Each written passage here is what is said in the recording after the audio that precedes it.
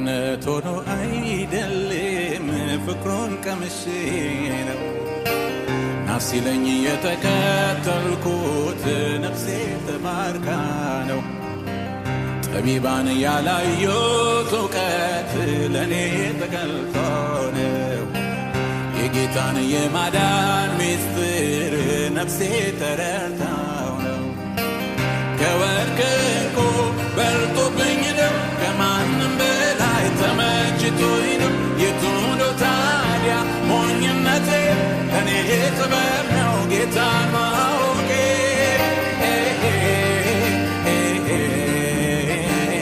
አምላኬ ማወቄ አምላኬን ማወቄ አምላኬ ማወቄ አምላኬን ማወቄ አምላኬን ሃሌሉያ